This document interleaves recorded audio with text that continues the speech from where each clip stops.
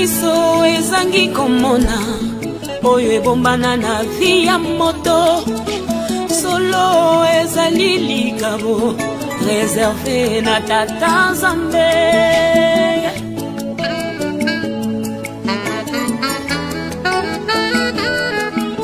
Miso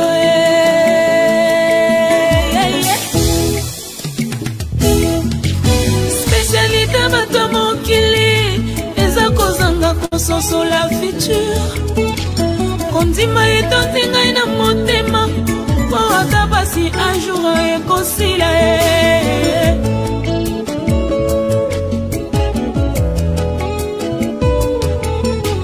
spécialité bato mokili eza kozanga kososo la future esengo etonti ngai na motema po ata basi un jour ekosila yango finga tonga bwakisanga eza arme ya baveugle aye po ozoyeba te ozomona te oyo asimbi bomoi na ngai ozoyeba te ozomona te oyo asimbi bomoi na ngai ata mokili ecolinga lelo nayebi Yesu yozali ata ebwakinga lelo solo moloko jozali atako pasi eleki nayebi yaya yokosala zela mosusu na moni te mpona zwa lobiko na bomoi na nga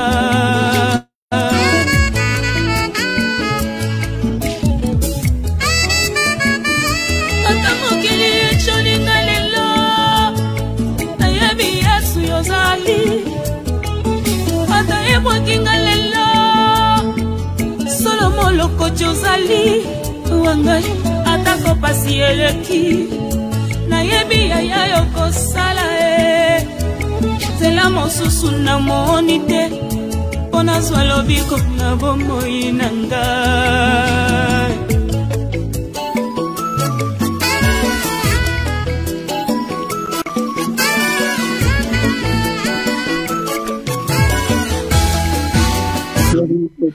Demande au Seigneur qu'il te donne un cœur qu'il aime, un cœur qui est attaché à lui.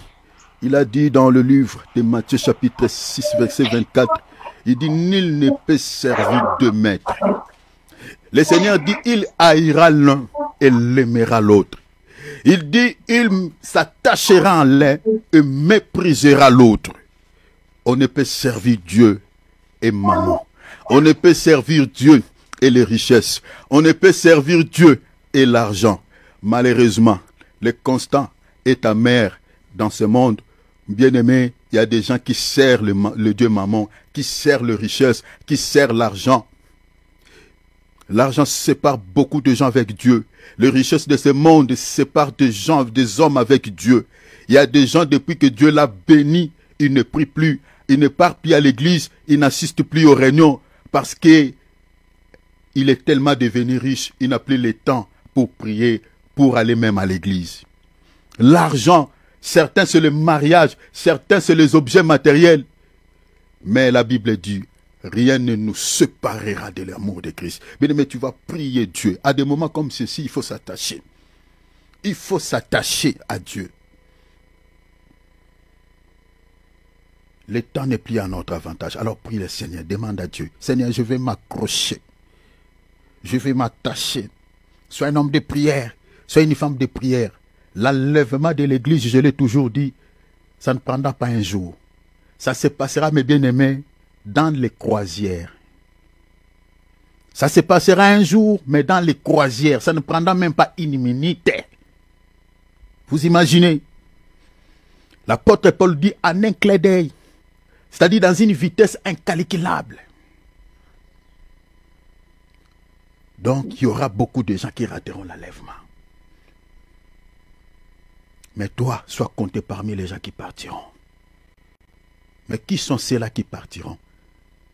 Ce sont ceux-là que le Seigneur voit dans l'église invisible. Que le Seigneur reconnaît dans l'église invisible. Ils sont comptés parmi les membres actifs de l'église invisible. Beaucoup de gens sont comptés dans nos assemblées locales, en tant que membre actif. Ah, le frère là, il est zélé dans les choses. Mais le Seigneur ne le voit pas dans l'église invisible. Dans l'église invisible, les ivrés n'entreront pas. Dans l'église invisible, les gens qui se ressemblent à Laodicée ne sont pas contents en tant que membres de l'église.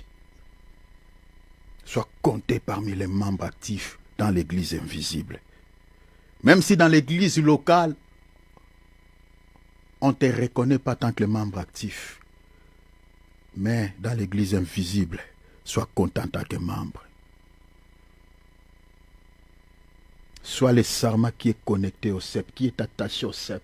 Si tu es déconnecté du cep, tu n'entreras pas. Alors prie le Seigneur. Parle de tout ton cœur. Parle de tout ton cœur. Tu ne suis pas Jésus pour l'argent. Tu ne suis pas Jésus pour les choses matérielles. Tu ne suis pas Jésus pour... Tu suis Jésus pour la vie. La Bible dit, il a donné sa vie afin que quiconque croit à lui ne meure pas, qu'il ait la vie. C'est ça. L'objectif pour lequel Jésus est mort à la croix de Golgotha.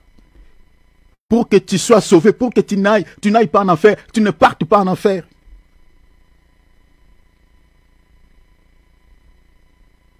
Parle à ton Père. Regardez les événements eschatologiques. Regardez. Matthieu 24 est en train de s'accomplir. Tous les jours, quand on dort, on se réveille. Les prophéties s'accomplissent. Tous les jours. Le monde n'est pas dans la paix. Le monde est en train d'être agité comme une femme enceinte. Une femme, sa grossesse est atteinte déjà, arrive déjà à son terme. Bientôt, mes bien-aimés, il y aura la manifestation de l'Antichrist. Le monde est agité. Jésus a dit, quand vous verrez ces choses, attention mes fils, attention mes filles, je suis proche à la porte. Vous entendrez seulement toc, toc, toc, toc. C'est le moment du départ. Sortez, partons. Alors prie le Seigneur. Demande à ton Père qui te donne la force de prier, qui te donne la force de vaincre le péché chéri. Si tu as un péché chéri, un péché dans ta conscience, tu sais que tu as tout abandonné, mais ce péché-là, tu n'as pas encore abandonné. Demande à ton Père d'extirper, d'enraciner cette mauvaise racine de ton cœur. Que tu sois un chrétien qui a la haine du mal, qui marche dans la crainte de Dieu. Même si tu vis dans un endroit où les gens ne te connaissent pas, mais tu as la crainte de Dieu. Alors demande à Jésus, Seigneur, aidez-moi. Que je sois un sarma qui est attaché au cep. Que je me connecte tout le temps à toi, par la prière, par des jeûnes, par la sainteté, par la sanctification, par la crainte de ton nom. Seigneur, soutenez-moi. Je vais être comme Habakkuk, toujours sur mon poste. Toujours, Seigneur, sur mon poste. Toujours dans la crainte de ton nom. Demandons l'aide de Dieu. Prions au nom du Seigneur. Alléluia. Père, Dieu, bien-aimé dans le Seigneur, nous sommes en train de partager sur 25 signes qui montrent que cette personne est une sorcière. Nous sommes en train de révéler, mes bien-aimés, comment est-ce que ces gens-là opèrent, mes bien-aimés, dans nos vies. Comment est-ce qu'ils réalisent leurs desseins machiavéliques dans nos vies. Nous sommes en train de dire ainsi que la présence des sorciers qui sont dans nos familles, qui sont dans nos quartiers, qui sont dans des milieux où nous fréquentons, mes bien-aimés, ce n'est pas pour nous faire du bien, mais c'est pour accomplir ce qui est dit à leur sujet, selon l'évangile de Jean chapitre 10, verset 10. Mais bien aimés, dans votre famille, vous avez 1 ou 2, 3 sorciers. Ce sorcier-là qui est dans votre famille, il n'est pas là pour vous regarder avec les yeux doux. Il n'est pas là pour vous bénir. Il n'est pas là pour vous faire du bien. Quand on parle, la Bible dit, le diable rôde comme un lion, cherchant qu'il dévorera. Le diable, ce n'est pas d'abord cet ange dessus, mais toutes les ivraies qui sont l'image des enfants du diable. C'est ça Satan. C'est ça Satan. Il est là dans votre famille pour accomplir ce qui est dit dans Jean chapitre 10, verset 10. La raison pour laquelle dans certaines familles vous trouverez les gens sont tellement malheureux. Les gens trouvent du travail difficilement. Il y a d'autres qui sont stériles, qui n'arrivent pas à mettre au monde. Il y a d'autres qui ne se marient pas. Il y a des complications, des problèmes de finances. Ces problèmes-là viennent d'où? C'est parce que nous avons des ivrés qui nous entourent, qui nous environnent. La raison pour laquelle Jésus a dit, dans Matthieu 16, verset 10, il dit, Matthieu 10, 16 plutôt, soyez prudents comme les serpents. Soyez prudents comme les serpents, car je vous envoie comme des brebis. Vous êtes des brebis, vous êtes mes brebis, vous êtes un petit troupeau, mais vous êtes environnés de loups, des loups cruels, des loups féroces. Oh, les loups, c'est un animal qui tue la brebis, un animal qui n'épargne jamais la brebis. Qui sont-ils les loups? C'est aussi des sorciers. La Bible dit, le voleur ne vient que pour détruire. Les loups détruisent la brebis. Si tu ne te lèves pas dans la prière, si tu ne mets pas hors d'état de nuire, ces loups qui travaillent en connivence avec des esprits impurs au détriment de nos vies, chers enfants de Dieu, ces derniers auront le dessus sur toi. Il faut compliquer ta vie. Là où il n'y a pas la vie de prière, c'est là où les diables opèrent. Là où il n'y a pas la vie de prière, il n'y a pas le jeûne. C'est là où les sorciers opèrent efficacement. Rappelez-vous Matthieu 13. Le diable a semé l'ivraie, ce n'était pas le jour, pendant que les gens étaient en train de veiller. Il a semé pendant que les gens dormaient. Là où il y a l'assoupissement des sommeils, là où il y a le sommeil spirituel, là où il n'y a pas la prière, c'est là où les diables sèment, c'est là où les sorciers sèment. Révolte-toi. Tu as beaucoup souffert.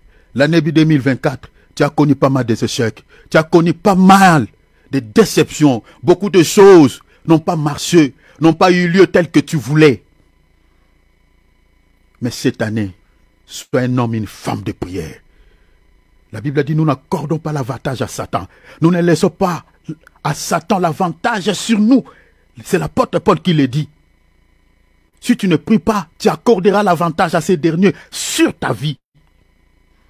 Mettons hors d'état de nuire. Nous sommes de Dieu, la Bible dit, vous mourrez comme des hommes, alors que ça ne devrait pas être ainsi. Vous tomberez comme des princes quelconques, alors que ça ne devrait pas être le cas. Tu tombes comme un prince quelconque.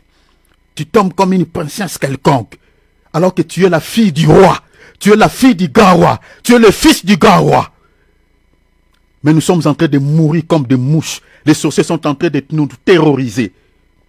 J'aimerais qu'une colère sainte monte dans ton cœur. Commencez à mettre hors d'état de nuire les esprits de contrôle. Commencez à renverser leurs autels. Libérer des paroles du feu. Le Saint-Esprit est avec toi. Il accomplira ce que tu dis. Et ce que tu vas prononcer au moment où nous sommes en train de prier là aura des effets immédiats. Les paroles que tu vas libérer vont localiser la source de ta souffrance aujourd'hui. Alors lève-toi. Si tu... Ces problèmes-là qui l'inquiètent. J'aimerais ici que tu puisses dire comme les apôtres avaient dit au Seigneur dans la barque. Pendant qu'ils étaient en train de se noyer. Ils ont fourni des efforts, ils ont tout fait. Mais rien n'a marché. Ils étaient, la Bible dit, au fait, ils étaient entre la vie et la mort. Ils étaient en train de périr. Mais le Seigneur était là, silencieux, tranquille. Il faisait semblant de dormir, moi je dis. Parce qu'il ne dormait pas en réalité. Parce que la Bible dit, celui qui garde Israël ne sommeille ni ne dort. Maintenant, regardez la réaction des apôtres lorsqu'ils sont venus les réveiller. Il dit, Seigneur, ne t'inquiètes-tu pas de ce que nous périssons. Donc leur problème, c'était quoi? C'était la mort. Mais toi, ton problème, ce n'est pas peut-être la mort, c'est peut-être le travail, c'est peut-être la maternité, c'est peut-être la maladie. Vous voyez? Donc dit, Seigneur, ne t'inquiètes-tu pas de ce que je souffre. Cette maladie est en train de ronger ma vie. Cette manque de la stabilité est en train de créer des ennuis dans mon cœur tous les jours. Ne t'inquiètes-tu pas au sujet de ma vie. Cela ne te dit rien. Parce que si vous lisez Marc 4, quand les apôtres ils ont dit ainsi, le Seigneur n'avait pas dit un mot. Il s'est élevé. Il a calmé la tempête. Il a calmé le vent.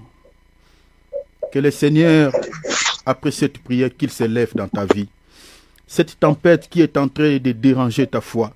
Ce vent qui est en train de déranger ta foi. Que le Seigneur puisse libérer une parole afin que le calme revienne dans ta vie. Afin que tu puisses recevoir une solution, que tu reçoives une paix, que tu reçoives la solution par rapport à cette situation. Alors dis-lui comme les apôtres, ne t'inquiètes-tu pas, papa, de ce que je suis en train de mourir, de ce que cette situation est en train, Seigneur, d'affaiblir ma foi, de ce que cette situation est en train, Seigneur, de me casser la tête, de me déranger. Cela ne te dit rien, Père. Lève-toi, prions au nom de Jésus, alléluia. Papa, ne t'inquiètes-tu pas.